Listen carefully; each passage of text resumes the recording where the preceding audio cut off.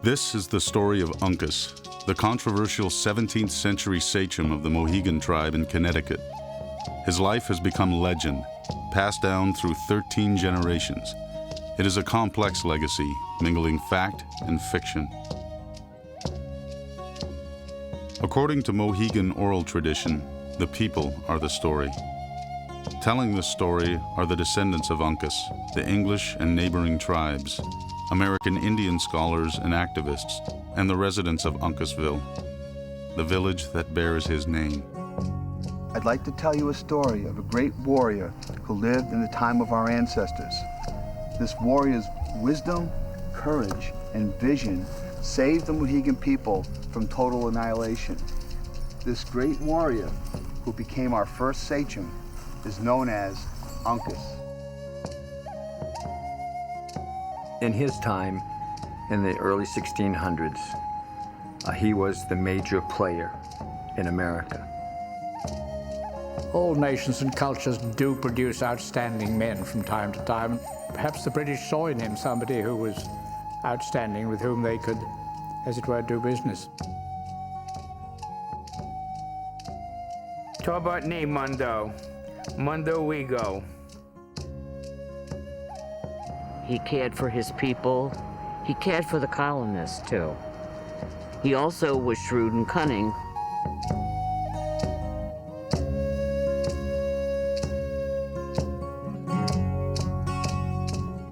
Uncas was a greedy individual that wanted power, and he sold his soul to the colonists.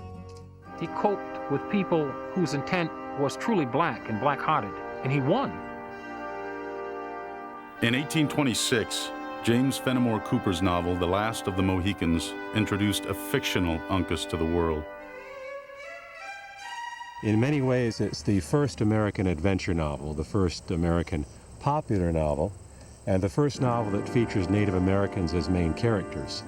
It became probably the icon by which all Native Americans were drawn for generations after that, because we have those two images in the characters of, on the one side, Uncas and Chingachgook, who are the noble Mohegans, and on the other side, Makwa, who is the despicable, lying, dangerous redskin, who is the villain of the piece. And they're names that were picked out of the popular imagination. But Uncas, of course, was a historical character, the leader of the Mohegan people, who became the primary ally of the English and was a sort of exemplar of the relationship between the white man and the Indian. In the popular imagination, he was the good Indian. So when Cooper wrote this book, it's not surprising that the Uncas character should be used in name, if not an actual person, because of course the fictional Uncas is totally different. So you have this picture of Uncas as being absolutely steadfast. He is sort of the image of Tonto. He's the first Tonto and the Lone Ranger. And this image of the white man with a faithful Indian by his side continues on down through movies and television, right to the present day. It's one of the most popular images in the American imagination, even though, beginning with Uncas himself, it is a false image. Fiction met reality when publicity for the 1920 version of The Last of the Mohegans discovered real Mohegans in Connecticut. The Mohegan tribe has lived in the area now encompassing Montville, Connecticut for centuries. In and around Montville and its village of Uncasville, the name Uncas is ubiquitous. Used by numerous public and private institutions, businesses small and large, and even residences. When Cooper used the name of Uncas for his fictionalized character, he created an unprecedented international literary phenomenon. More than 12 movie versions of The Last of the Mohegans have left an enduring mark on American culture. Roberta Cooney still recalls her hometown's 1936 premiere. I was a young girl when I went to see this movie. And it was quite something to go to a movie because we didn't go to the movies that often. And before we went, my mother told us that it was not all true. It was a movie. It did make a lasting impression on me. Carlton Eichelberg also went with his family to see the 1936 version. I remember going down on a Saturday morning with my mother and my step-grandmother, and you know, as a young boy at that time, I think everybody was interested in cowboys and Indians, so to speak. It was basically fiction, but it did take and put our most famous leader into a national limelight, and it made the Mohegan people more world-renowned. To me, it was a fictional story. Didn't have any import to me other than that James Fenimore Cooper was an obvious racist. American Indian activist and actor Russell Means played the fictional Uncas's father in the 1992 hit film version. Means first read Cooper's story in the 2nd grade.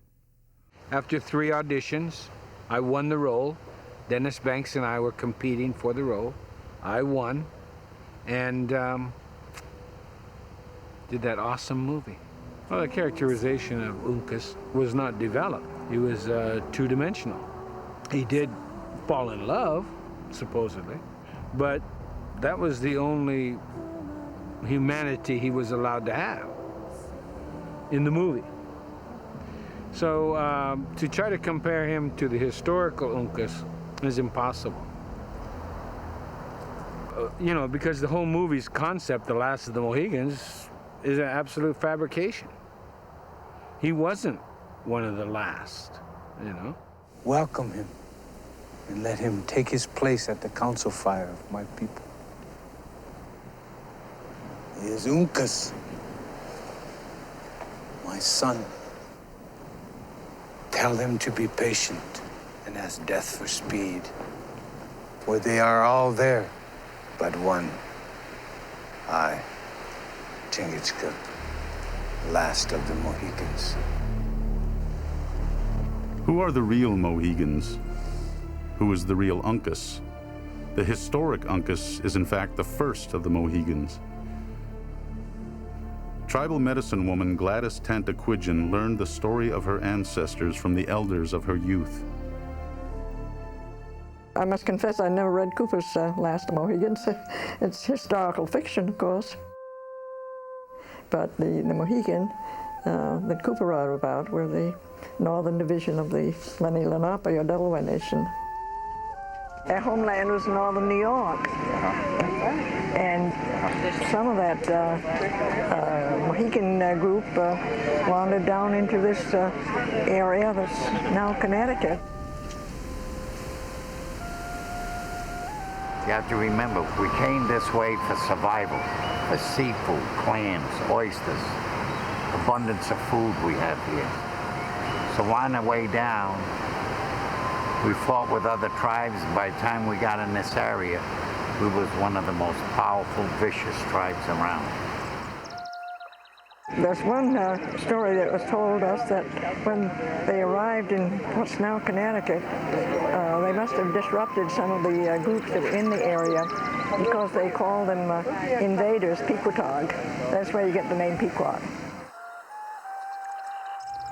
Uncas claimed the name Mohegan when he separated from the Pequot because that's the original name of our group, an ancient clan name of the Delaware, meaning wolf people. This collar represents the only artifact of wampum that has stayed in the hands of Indian people in all of New England. The symbols on the collar are very important. Their 2 white triangles signify the split between the Mohegan and the Pequot people. The purple in between the 2 triangles signifies the trouble and the division between them. Uncas was born in 1598, just before the arrival of the European colonists. As a boy, he learned tribal stories of fierce change. My great-great-grandmother, Mary Tracy Fielding Story, told this tale that her great-great-grandmother told to her. When the English came in their ships, the Indians saw those vessels and they thought that they were animals with great white wings, and that they spoke with thunder, an ominous rumble, and that they breathed smoke and fire. And one of the prophets said, "This is the animal that will come and eat all the Indians up." We're here. They didn't do it.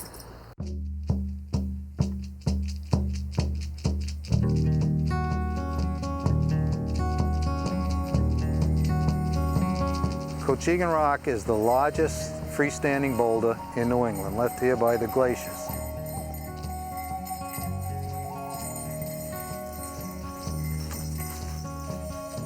Uncas always held council on the top of this rock.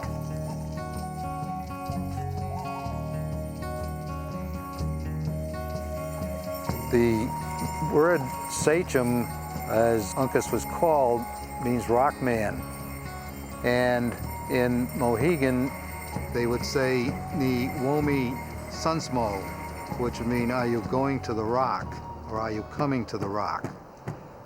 And that was a phrase that probably would have been used when Uncas decided to hold council and call all his captains to come to the rock.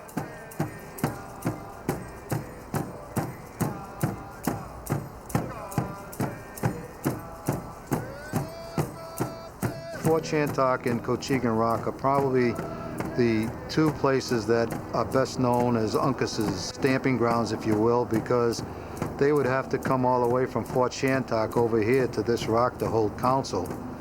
And of course, Fort Shantok is the area where our village actually was.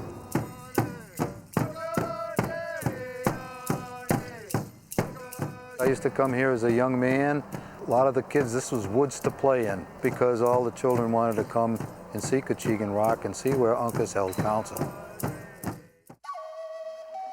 Uncas lived a long life, from 1598 to 1683. He was the great protector of his people, then and now.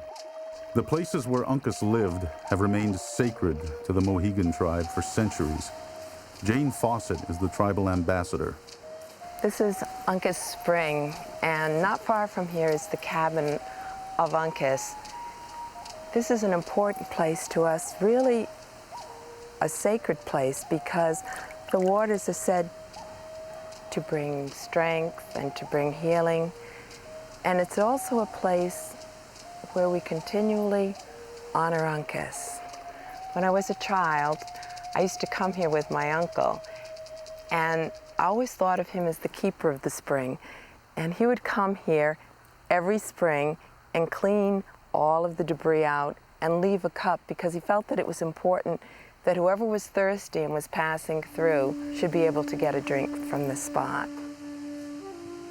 We're at Uncas's cabin here on Mohegan territory, and according to the stories that were told to me, this was Uncas's site where he lived and spent a lot of his time. As I was pretty well instilled with a lot of the history of the tribe, you know, when I was young, and what it was to mean to me later on in life, and to make sure that I didn't ever forget that, and I haven't.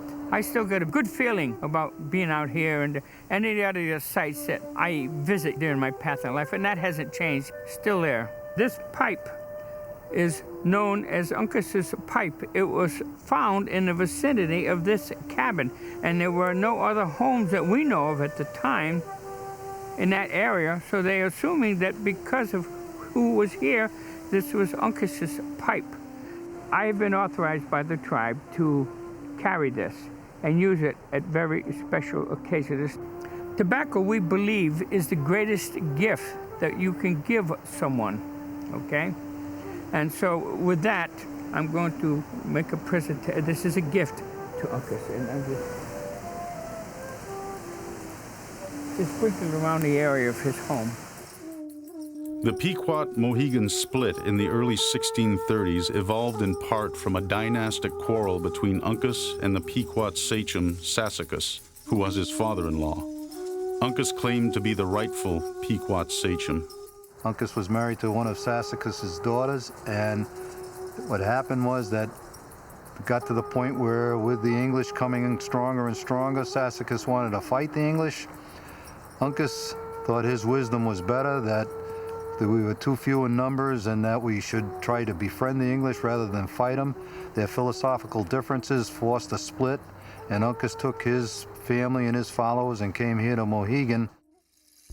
Sassacus and Uncas had good relations until the newcomers' arrival and colonization. They were not mortal enemies. They were relatives. And a new social strata was evolving with the newcomers. Something that was totally unfamiliar with the indigenous or the Indian people. And that is the reason why they had their disagreements and parted company several times. Uncas's open rebellion against Sassacus caused him to finally be banished from the Pequot tribe.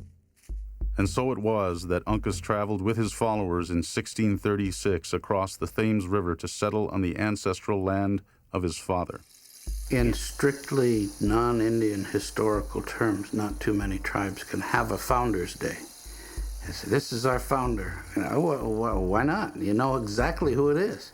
And you can practically pinpoint the date when the tribe was founded in the sense that we look at it as a tribe. And because they can trace genealogies, they know who's descended from him and all of that, it makes it much more difficult for the tribe to mythologize him. He becomes a very distinct historical figure for them. And he has to remain that because there's too much of a tribal memory. In 1637, Uncas joined forces with the English in a plan to attack the dominant Pequot tribe. The English-Mohegan alliance created friction with other local tribes with whom Uncas was connected by royal bloodlines. The colonists' goal was to divide and to conquer. They did it through rumor. They did it through gossip. The Indian people were just played. We did not understand the nature of the beast that we were dealing with. They had created the device that they wanted in that triad of power between the Mohegan, the Narragansett, and the Pequot, and it worked. The Pequot War was nothing more than feuding factions of the Massachusetts, Rhode Island, and Connecticut colonies opting and vying for power and attempting to use the Indians as their pawns. The English colonists declared war on the Pequot in 1637. Plans were made for an attack on the main Pequot village fort in Mystic under the command of Captain John Mason. He led about 90 colonists, joined by several hundred Narragansett Indians and about 100 Mohegan and Connecticut River Indians under Uncas. The attack took place on May 26, 1637.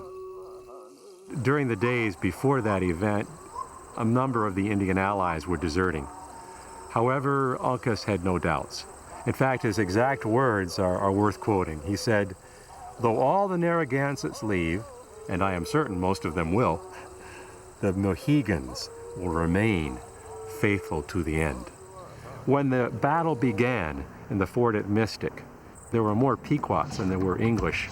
And the English discovered that if they set fire to the buildings, that they would even the odds. Well, a couple of things began to occur. One is that that fire spread very rapidly, and the people would not come out of the fort because they would be shot down. Because of the fire, their bowstrings caught fire. They could no longer use bows and arrows. They had no distance weapons, and therefore they had to fight with axe and knife, hand to hand. A very unequal combat. And I can imagine as that battle was going on, as Pequot men were running out with their clothes on fire, attacking the English hand to hand, I wonder what was going through Uncas's mind. Because I think Uncas felt, well, this would be a typical battle on a fortification. The English will overcome them, they will surrender, and maybe I'll be able to take these people into my group. But instead, everyone, 400 to 700 people, were wiped out. I cannot help but think that Uncas was horrified when he saw what happened, when he saw the tremendous violence that was unleashed by the English on the Pequot people. And yet, he does not turn against the English because he knows there's nothing else he can do right now. It has begun. He has to follow it through to the end. In 17th century Banbury, England, at his manor house, Broughton Castle, the 8th Lord Say and Seal received with great interest news of the British Mohegan alliance. Lord Say and a partner, Lord Brooke, had helped finance the first English settlement on the south shore of New England known as Saybrook. Today, the 21st Lord Say remembers his family's shared history with Connecticut's Mohegan tribe. All nations and cultures do produce outstanding men from time to time, and I have a feeling that Chief Uncas was in that category, don't you? I think he was, if you like, head and shoulders above anybody else, imaginative and determined, and perhaps the British saw in him somebody who was outstanding, with whom they could, as it were, do business. William Fiennes, the 8th Lord Say, organized opposition to King Charles I and supported the parliamentarians in the British Civil War of the 1630s. There was a time, if you like, of great turbulence here. You had a king, King Charles I, who ruled without parliament for 10 years. He had an archbishop who, if you like, was something approaching a dictator. It was a very autocratic country, and if you were a liberal-minded man or a Puritan-minded man, you would have been very uncomfortable. The fear of what was going on in this country was a motivating force as much as trading. And I think that Lord Say and Lord Brooke put up the money to establish this settlement, not just to trade, but, as I say, to have a place to which they could retire. And then suddenly they met these, whether it's Pequots or Mohegans, and that must have been very strange, mustn't it? Because they appeared different, they spoke a different language, they would have been totally opposed to all their thinkings. One wondered, how did the two lots get together? How was it that the Mohegans became friends with the English settlers there? And indeed, how did they communicate? Who learnt their language? It was a very different world, wasn't it? And no doubt a very alarming one. Uncas's friendship and support ensured that the British would become the dominant military power in the territory. In point of fact, I think history would show it's entirely due to the Mohegans that they were able to survive there and eventually defeat and overwhelm the Pequots altogether. In gratitude to Uncas and his tribe, King Charles II gave Uncas a Bible to show him the path to heaven and a sword to protect himself from his enemies. Tribal legend has it that Uncas preferred the sword. The success of Uncas and his tribe led to great change in the region's power structure. The English triumphed against the Dutch. The Mohegan tribe became the unrivaled native power. It was a controversial change that severed intertribal connections and relations. Uncas is a very controversial character. Many of the things he did don't bring a lot of pride to his people here in the present day, but it's the result of what he did that makes us feel that he was a great leader. Some of his actions could be questioned, particularly the things that he did against other Indian tribes. Uncas was a greedy individual that wanted power, and he sold his soul to the colonists to help enhance his position. Uncas saw a chance to get back at the Pequots, get back at Sassacus, destroy the tribe with the help of the colonists and some help from the Narragansetts. And when he offered his support to John Mason, and then the Narragansetts joined in, it was quite a devastation to the power that the Pequots had in the area. After the Pequot War in 1638, Uncas and 37 of his men made a ceremonial visit to Massachusetts Bay Colony Governor John Winthrop in Boston. At least 6 of the men accompanying Uncas were former Pequots, now Mohegan. The colonists accused Uncas of harboring the Pequot enemy. Uncas angrily denied breaking faith. That was when he made his famous speech about loyalty. And Uncas said these famous words, "If you do not trust me, you should kill me." And then, placing his hand on his heart, he looked straight in Governor Winthrop's eyes and said, "This heart is not mine, it is yours. I have no men, they are yours. Command me to do any hard thing and I will do it. I will never believe any Indian's word against the English, and if any Indian shall kill an Englishman, I will put him to death were he never so dear to me." So spoke Uncas. So you can see that Uncas was indeed both allying himself with the English and protecting his people, including those former Pequots who now regarded themselves Mohegan. I think to understand Uncas, you need to think of the time that he was born into. It was a very challenging time. There were a lot of choices to make, and they were critical choices, critical for the survival of his people. The Europeans had arrived. There were different factions of them. He had to sort of figure out who was who and what were their agendas, and it was very confusing. And all of those groups were trying to pit Indian groups against each other. Seeing all of that, seeing the kind of power that Europeans had with their large boats and with the populations that just kept coming, and the clothing that Europeans had that was so tailored. Native people certainly had a richness to their own lives, but seeing those kinds of items had to cause them to wonder about this other people and what powers and special gifts that they might have of their own. It could be very intimidating, I think. There were diseases that took out 90% in some cases of the population, so that you lost elders and experienced people and children, which caused you to be concerned about the whole future of your people.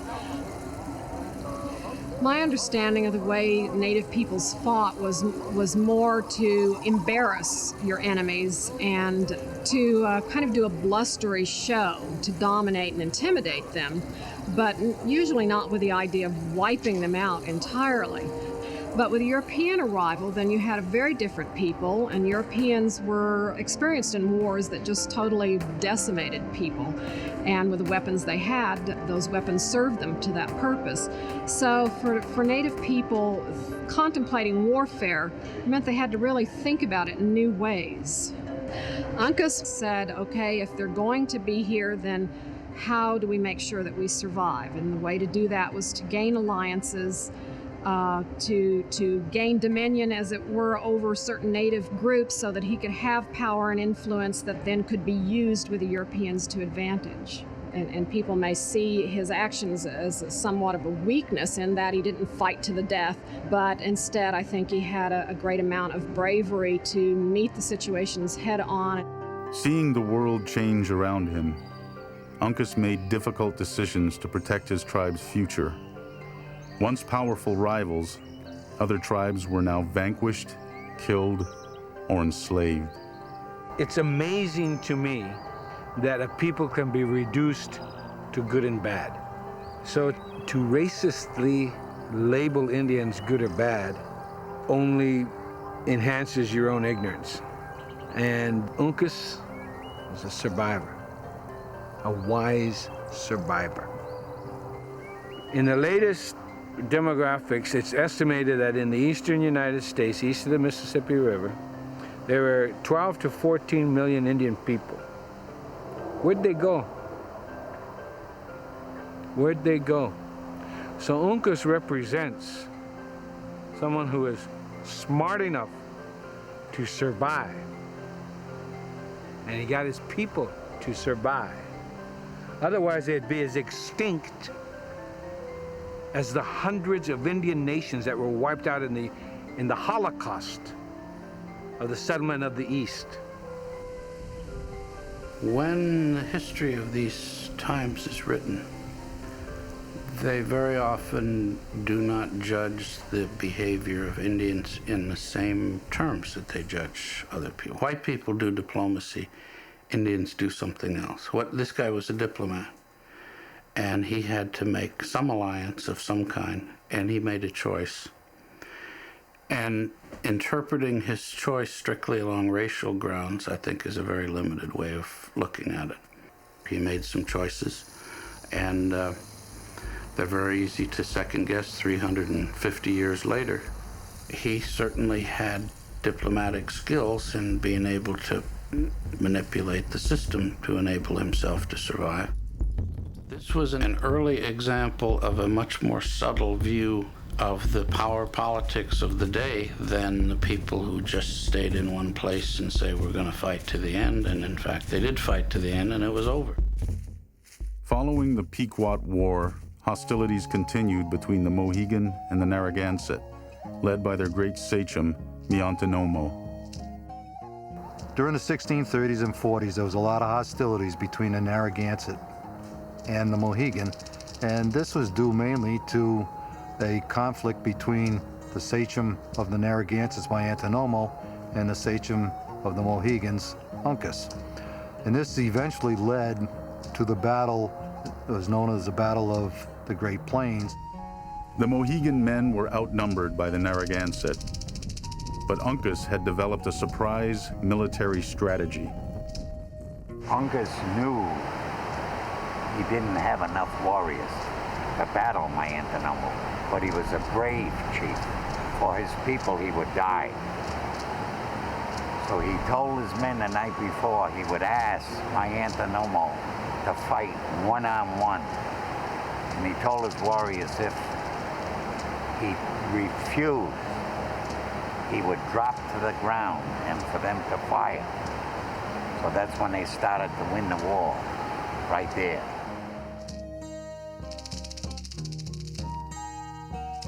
During that battle, my Antonomo started to run north, and he was chased by one of Uncas's warriors by the name of Tantaquidgeon. The pursuit led to the Great Gorge at Yantic Falls. It was here that Uncas jumped the chasm during the Battle of the Great Plains. Many Narragansett men tried to follow and fell to their death. This is called Uncas's Leap. The gorge was much narrower than it is today because over the years it got washed out. This is sacred land. This was our land, and Uncas was protecting it from the Narragansett. The Battle of the Great Plains led to the capture of Uncas's Narragansett rival, Antonomo. And Tantaquidgeon run my Antonomo down and captured him and brought him back to Uncas. Uncas brought Antonomo to the colonial commissioners in Hartford.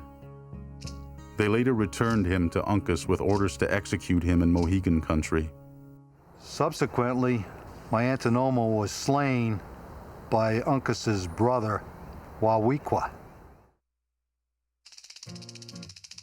In the old colonial cemetery in Norwich, Connecticut, many of the headstones bear the names of early British settlers: Brewster, Rogers, Minor, and Leffingwell. These generations of Leffingwells were descendants of the first Leffingwell to arrive at the Saybrook settlement, Thomas Leffingwell. When he came over from England, he was a very young man, and he settled in the Saybrook section of Connecticut. He was an ensign in the British militia, and he befriended Chief Uncas of the Mohegan tribe, and they became very close friends. And the reason he befriended him, evidently Lieutenant Thomas Leffingwell was a outdoorsman, trapper, woodsman, and therefore he fit right in with the Indian culture.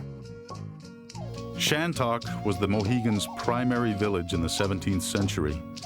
It was here that the Narragansett tribe sought revenge for their loss at Great Plains. Around 1645, Narragansett wished to get revenge for the slaying of my Antonomo, so they came here and they laid siege to Fort Shantok. And it got to the point where the Narragansett had just about starved the Mohegan out. A Mohegan runner managed to slip through the Narragansett lines and set out to get help from the colonists. They got word to the English settlement in Saybrook, and Lieutenant Thomas Leffingwell came up from Saybrook with provisions and snuck into the fort and broke the siege. They raised up a side of beef high enough so that the Narragansett could see it, to let the Narragansett know that we've got food and there's no way you're going to starve us out, so why don't you go on home? And they finally did leave, and that basically ended the Narragansett War. Because Uncas was grateful, he gave Lieutenant Thomas Leffingwell 9 square miles of land, which was to be later to be the settlement in Norwich.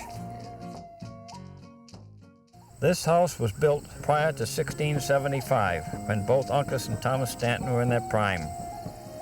John Whitman Davis is the proprietor of the old farm established in the middle 1600s by Thomas Stanton in Pawcatuck, Connecticut. Stanton, the interpreter general for the Crown colonies of New England, later established a trading post about a mile up the river in 1654. And they visited back and forth, and they traded. And through his trading, with him. It's why we first came in contact with Uncas.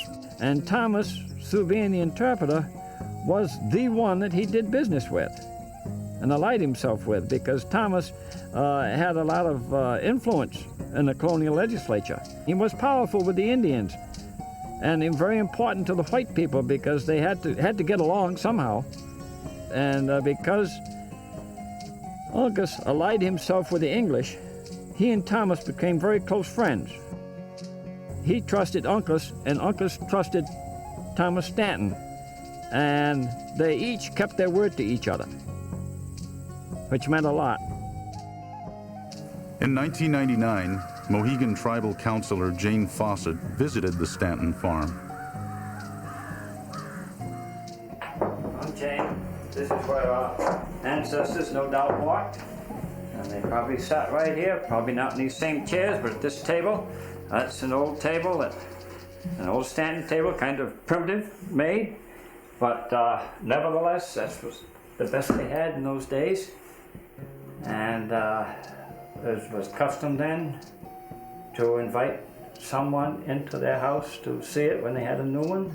You were talking about some of the things in the room, things that would have been traditional that probably were here when Uncas was here, and these very floors, the floors most certainly were floors that Uncas and Thomas walked on, and I can't tell you how extraordinary that is. I'm so happy and proud and grateful that you feel that way. So we can imagine Uncas and Thomas. That's right. Sitting and so he here in this would space. have his best friends come in and see his new house. And I'm sure that when Thomas went over to Montville, to your people, that Uncas probably had him into his wigwam or his cabin. And I bet they did quite a lot of business together, making plans for settling and the wars. That's what this is about, isn't it? Old-time connections. Yes. Getting together, friendships that last through generations. Our families have had connections all these years. As I counted out, as of now, it's been 345 years. That's quite a while. Well, Uncas truly did become the friend of the English. I think that's an interesting thing about the man, that he was able both to be friendly to the English on their terms and also on his own terms. He was maintaining the sovereignty of his people. In some ways, he is the first native person to maintain sovereignty in the face of European pressures on land and culture. He keeps his people as his people.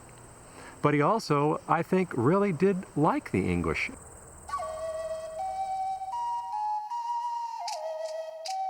Uncas signed many of the documents that we see in the colonial era with his mark. His mark was a representation of not only himself, but some of his very most important beliefs. In the most prominent of these marks, you'll notice that there's a heart at the center with something piercing the heart. Very frequently, when Uncas signed documents where he gave away tribal land, you actually see a bloodletting from his heart as he gives away each parcel of tribal land. You'll also notice, though, that beneath that is a pipe, and the pipe represents the fact that he has made a gesture of friendship and goodwill toward the non-Indian people, and he will abide by that and commits to that. Although the Mohegans kept their faith with the English, and later the Americans, the tribe suffered from land loss and destitution after the American Revolution and well into the 20th century. I think one of the things that is not understood or fully appreciated is that to give one's word is regarded as a sacred trust among Native people to this day. The irony about it, of course, is that European promises to Indians have almost all been broken, yet the Indian word was kept. And Uncas is the first person that we see in that position, the faithful Indian in the very best sense, not a stereotype sense, but a person faithful to their word, and that faith being kept throughout the generations. over time, people's notions of what was due the tribe and what their responsibilities were, and the sense of mutual friendship disappeared. And in the 19th century, the system of overseers of Indians that the state had was very cruel and resulted in the loss of property through deals that could be described almost as shady, if not worse. And really, historically, a great wrong had been done this people.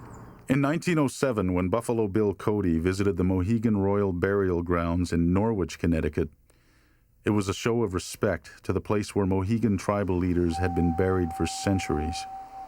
This burial ground is particularly sacred and important to the Mohegan people because all who have been buried here represent the lineage of Uncas. The tribe owned these lands according to an original agreement that was made between Uncas and the city of Norwich in 1659, when Uncas deeded the city to Norwich, with the exception of the 16 acres in the middle of Norwich, which he had agreed with the settlers would always remain the Mohegan burial grounds.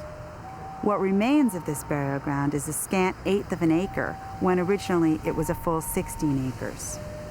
Those 16 acres were desecrated as houses were built in this area, and more non-Indian people came into the community. In the mid-1840s, the best recorded desecration of this burial ground took place and was witnessed by our medicine woman, Emma Baker. Emma came here with her grandmother and watched while piles of bodies with pipe in them were being burned and people were being excavated in order for all the homes that are now in this area to be built. Uncas sold or gave away vast tracts of land, but until 1790, the tribe held 2,700 acres in reservation. As desecrations and theft of tribal land by corrupt state overseers continued through the 1800s, the tribe successfully petitioned the state to disband the reservation in 1872. Former tribal lands became privately owned by tribal members and others. In the early 20th century, Uncas's former village at Shantok was turned into a state park. Well, as part of the settlement of Mohegan land claims, we were to turn Fort Shantok back to the tribe. And I say back to the tribe because originally it belonged to them. Shantok had been part of the state park system since beginning in the 1920s, and the actual getting the job done of making the transfer fell to me.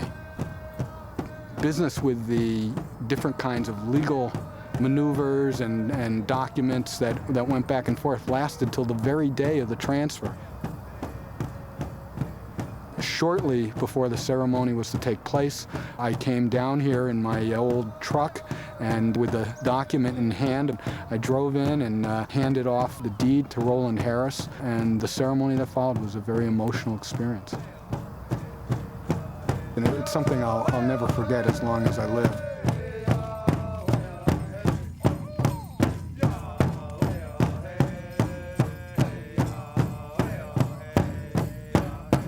Uncas was the first Mohegan sachem. Through the centuries, many others followed his path. Tribal elder Roberta Cooney has known many chiefs. The Mohegan chiefs that I have known all have followed Uncas's stance as far as being loyal to his people. They all had the same feelings to do for their people, to do the right thing by their people, to be honest with their people. There was Sachem, was my grandfather's brother. He was a peace chief. Chief Sachem was Lemuel Sachem Fielding. Lloyd Harris was Chief PG. My grandfather was Chief Mataga. He was a war chief. Burl Hyde Fielding. Loretta Roberge is also a granddaughter of Chief Mataga. He was a great person because he always tried to keep the tribe together. He was the one who tried to keep the wigwams and the powwows going, which was a dying tradition. And then I knew Cortland Fowler, who was the next chief, who was absolutely wonderful. He had a very, very kind, gentle way about him.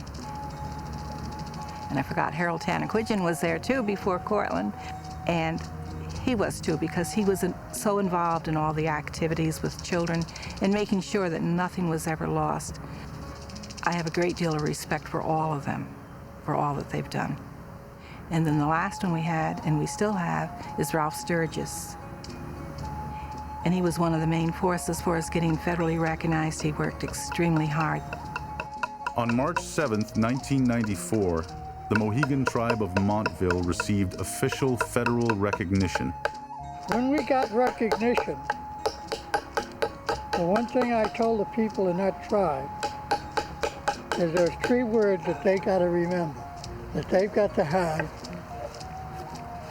perseverance, honor, and integrity. They've got to have that, and it's got to, that's 3 things that Uncas actually stood for. And that's 3 words. It's very simple for any human being to live by, but they've got to do it. They can't get carried away with money and crazy things. They should remember what their forefathers said.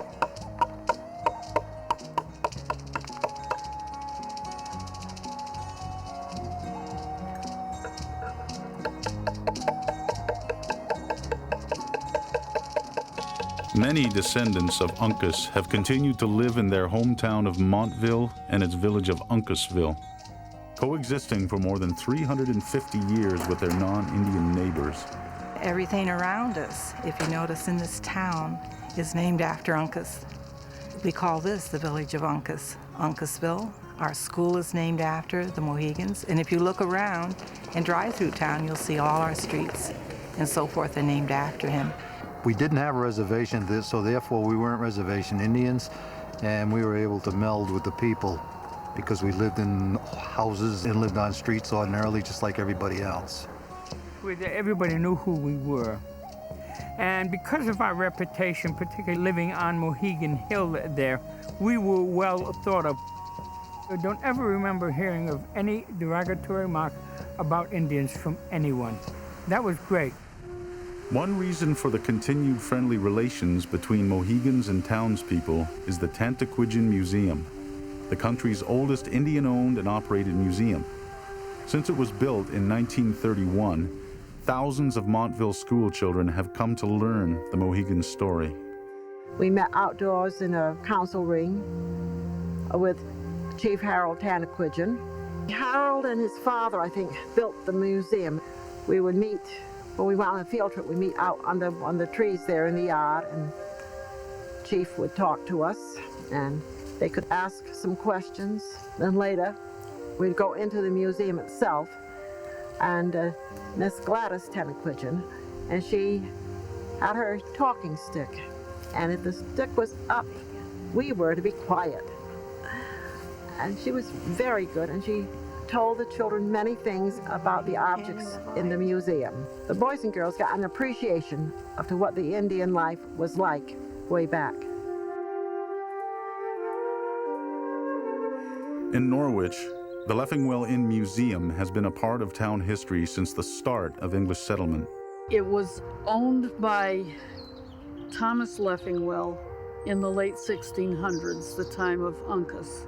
He had a license for a public house, which is what this building was used for originally. Public meetings, like town meetings, were held here. In 1996, the owners of the Leffingwell Inn decided to turn a treasured antique into a contemporary symbol of friendship. For many years, we displayed in the tavern room Uncas's succotash bowl, which was approximately 8 inches long, oval, and it had 2 carved wolves' heads on the ends. When we gave the bowl to the tribe, it was completing a circle of friendship that had begun with Thomas Leffingwell over 300 years ago. Montville business owner Johnny London reflects the view of many area residents. He is very much a hero to me. Very much. He was. People will say to me, "Oh yeah, you like Uncas? What do you know about him?" And I like to take my wallet out, and I have a picture I carry all the time of Uncas. I have it laminated, and then after a while they go, "Oh my God, is he ever going to shut up?" He was a great leader for his people, and it bears the same fruit as it is today. The connection with the Mohegans and their community is just as strong. That's exactly what he wanted.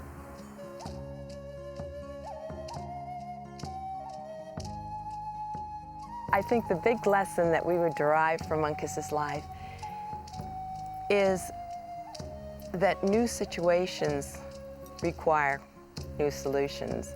We tend to have the prejudices and the same ideas that our parents had, and it takes a huge intellectual and cultural leap to think of something in a unique and totally different way. You can really say that Uncas set the standard in many ways, both in terms of maintaining native sovereignty, in terms of relationship between white and European, and a relationship that was positive for native people, and also in terms of keeping his word, making a promise and honoring that promise throughout the generations. Uncas certainly deserves much honor. He was a great leader. There is much to be learned from his cooperative approach to dealing with problems. I think probably today we're too confrontational, and I think the great lesson for all of us that Uncas has is that much can be accomplished by cooperation and working together and friendship.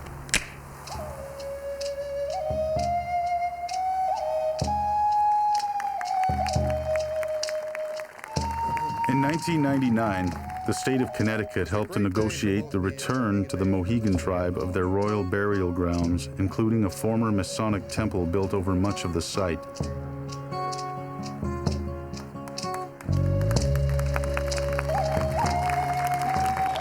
Many agreements were broken in the past, but we were always taught since our youth to never look back, to always look forward, and to understand that these desecrations, whatever, we can't change, but to understand in the future that it doesn't happen anymore. So I think he'd be proud of us today, understanding that what he started in the 1600s perpetuates itself today. And I think that as we continue in the future, I think our future generations are just going to understand it even more, now that we have the ability and the resources to do that.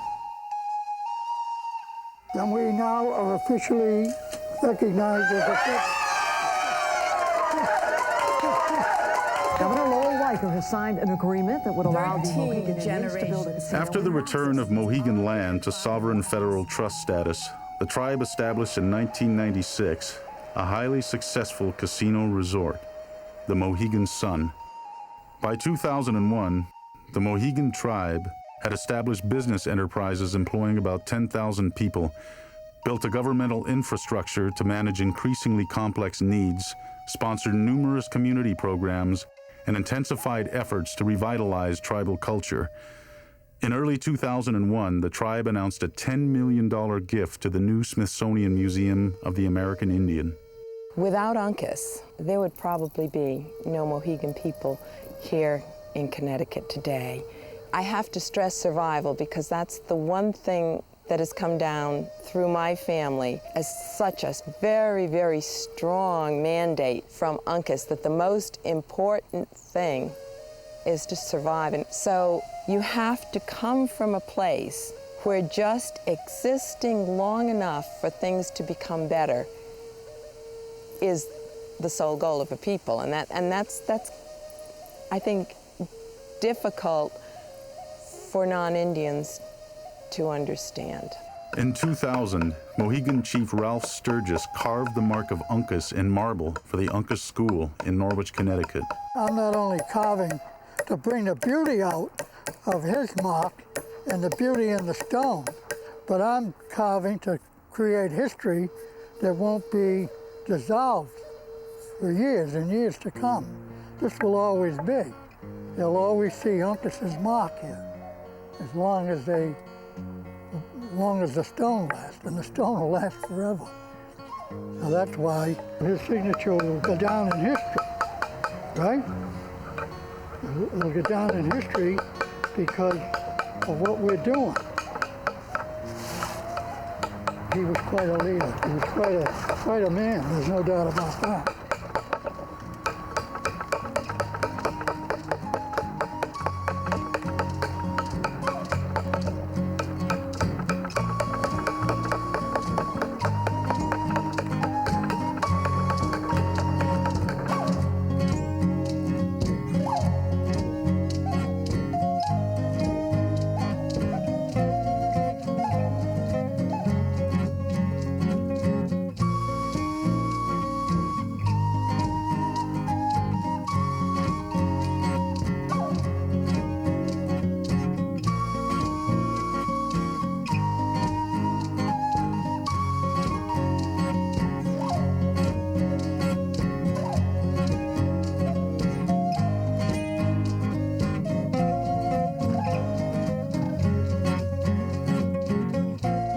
Doug Chapman, and I'm proud to be a descendant of Uncas. Hi, I'm Brittany Eichelberg, and I'm glad to be part of Uncas's tribe. My name is Dan Roberge, and I believe Uncas was a very powerful man. Hi, my name is Brittany Julian Quinn, and Uncas was a very good chief of the Mohegans. My name is Justin, and I have 5 shirts of Uncas. You know, I'd almost give anything to just sit down with him, to have the chance to just talk to him, hear what his voice is like, how tall he is, you know, just everything. And I admire him, and I think that he was a really noble man for befriending the white people, and he was a great leader. Hi, my name is Jacob Bosom, and I'm really curious, like, why he jumped off that cliff. That's all I have to say.